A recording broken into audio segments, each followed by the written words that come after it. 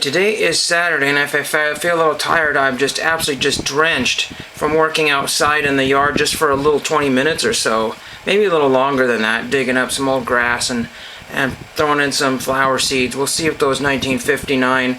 It turns out those seed packets I got in the last video were from 1959, and there were some that were packed in 1960.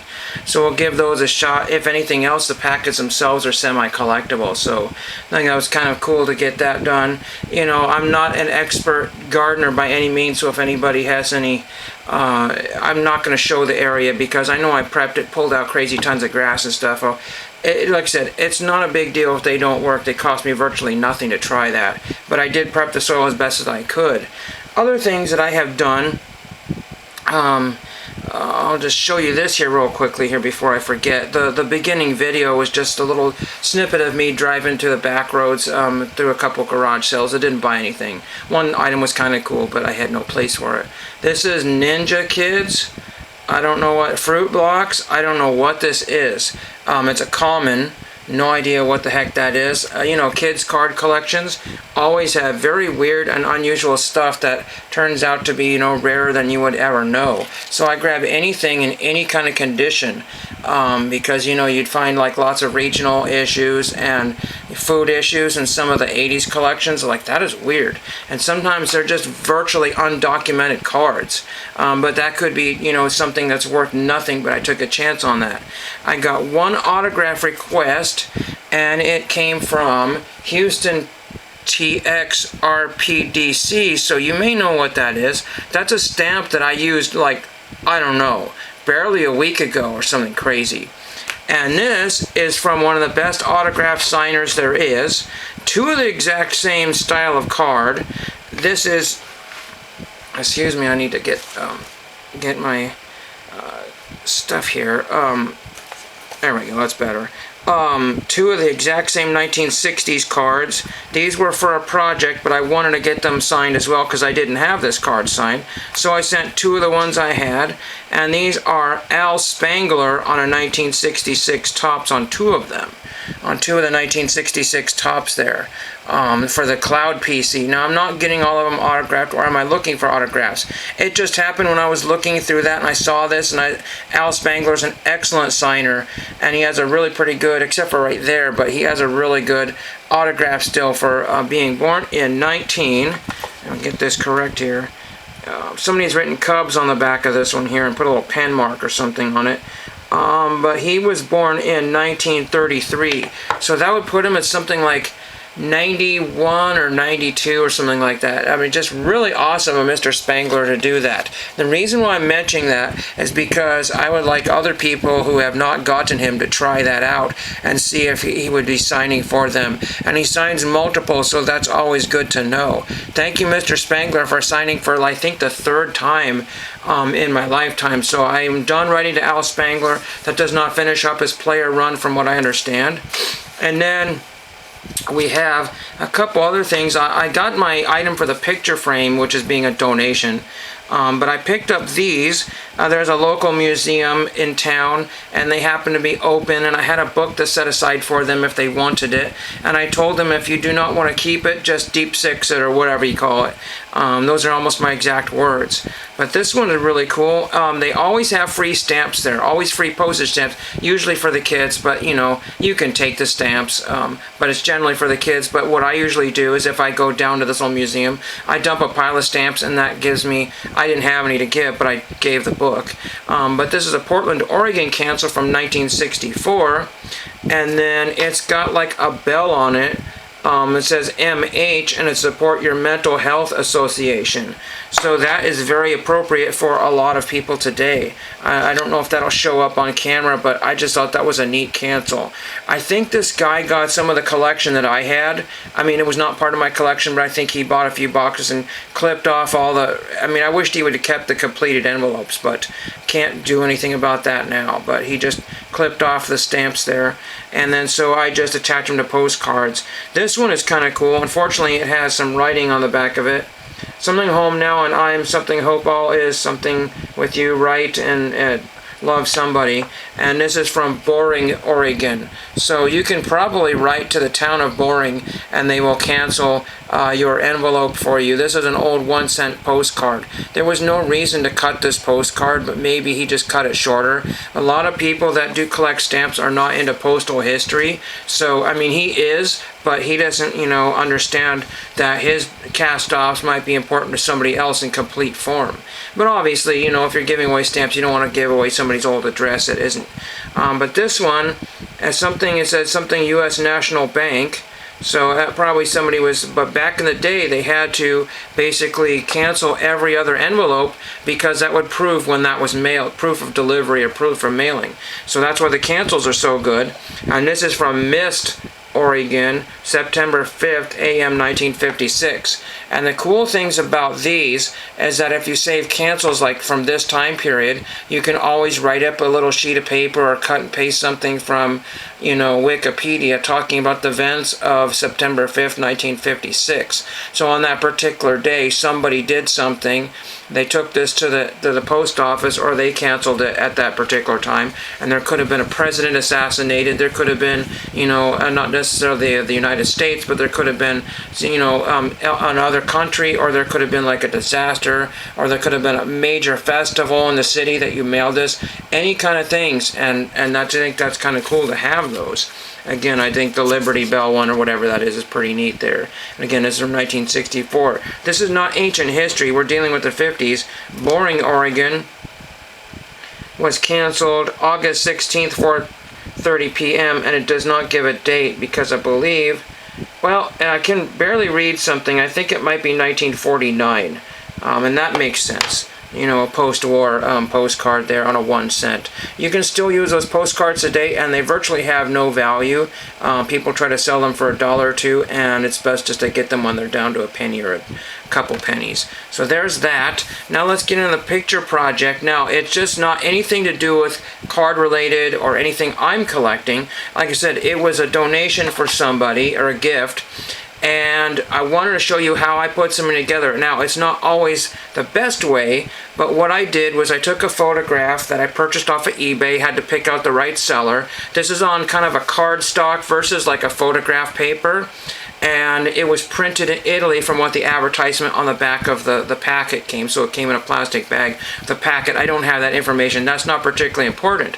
But what I did, because it was a little bit larger than the photograph, I put the photograph, I put that and taped it to the back, and the photograph is free-form floating. So if anybody wants to remove this from the frame, the photograph should be 99% mint, other than some sort of maybe fading towards the front. So I'll show you what I did. So, the Topps now baseball card of the Pope, it was a very popular card, and it still is, and it still gets a few bids and purchases, and there's a local store here that's actually selling Pope trading cards. But I got a Pope photograph here,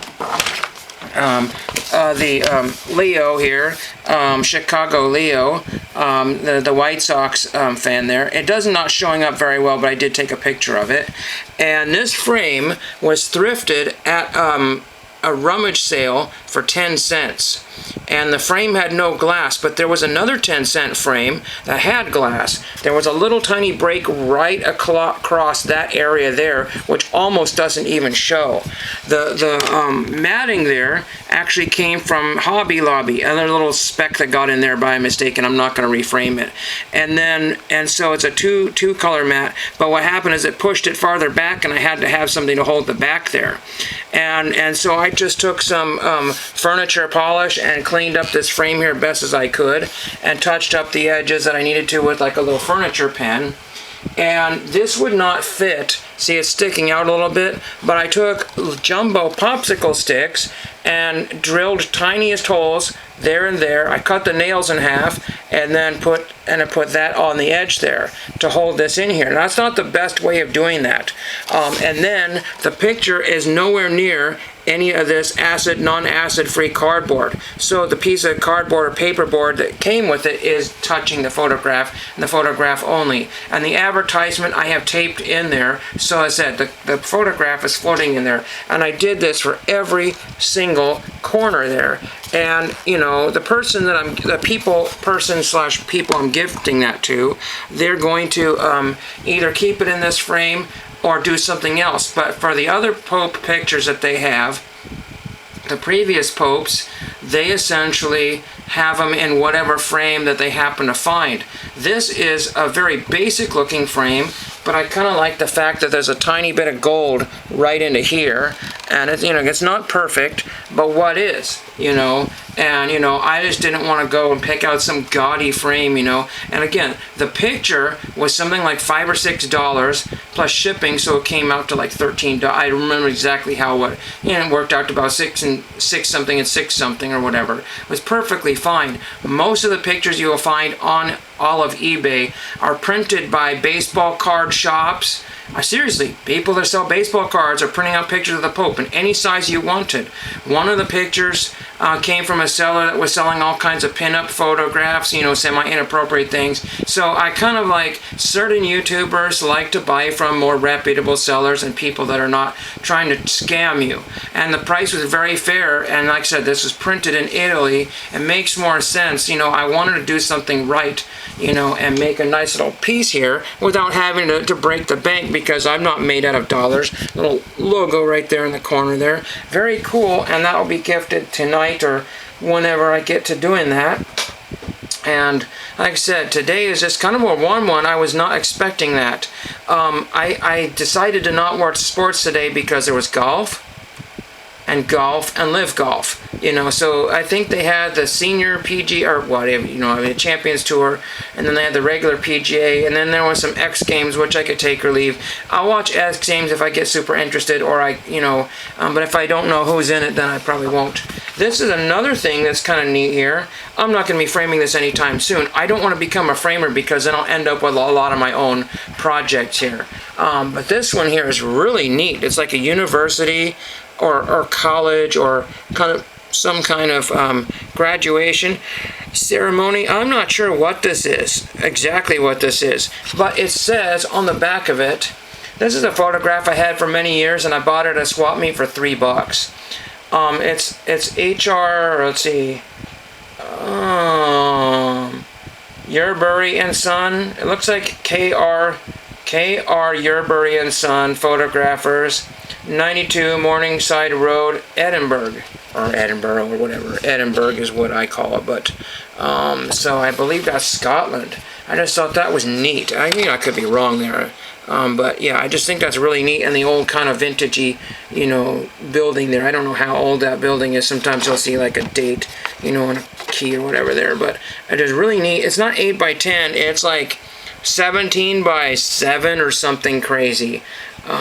Wouldn't it be funny if there's a guy standing right there and he's been chopped off? It looks like there is somebody, but that's something else there.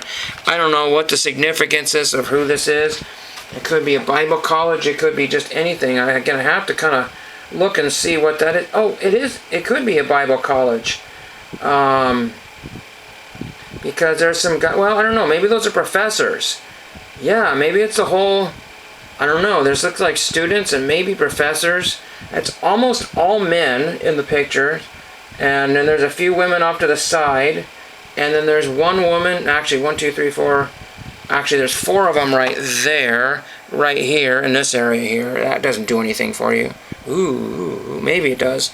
But again, this was the next thing on the project pile. I had to figure out what to do with that. One last thing on the project pile, and I need to figure out who to give this to or throw this away. This is from a book. I'm serious. This was torn out of a book for whatever reason. That somebody might have been related to this person. There's a stain on it, and I might have done that. Look at how old that picture is.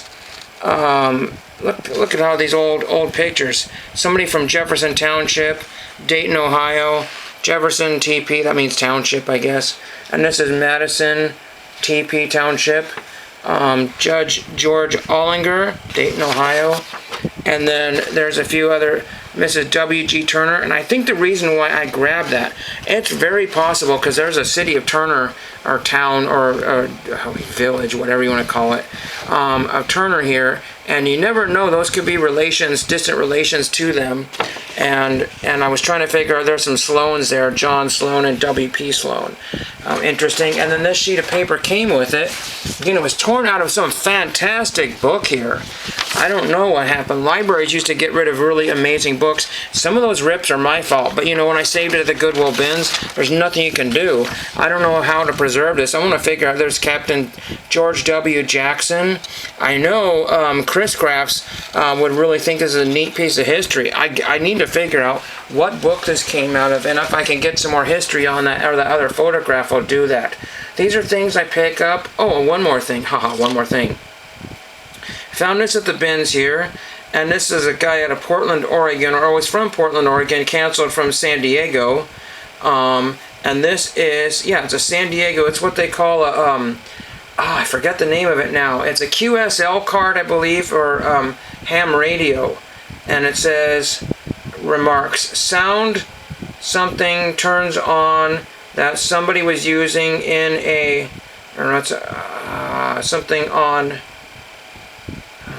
some sort of frequency, QSO, local came on in and cut out. I don't know. Somebody got somebody somehow. They were able to say, well, this is, you know, if you hear somebody on the radio, you mail back your cards to each other or something to that effect if you find somebody. And it was pinned on somebody's board for many, many, many years. These are just becoming collectible. They're sort of postcards, but there's a lot of ham radio people that just love these things.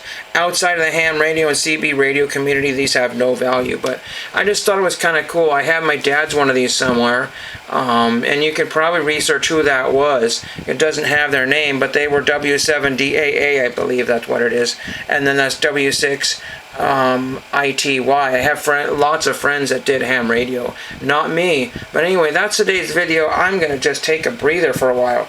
Too many irons in the fire, and that's what I'm really trying to get these irons in the fire. But that picture frame was derelict, not being used. I was all set to just give it away or throw it away, and then I had a perfect use for it.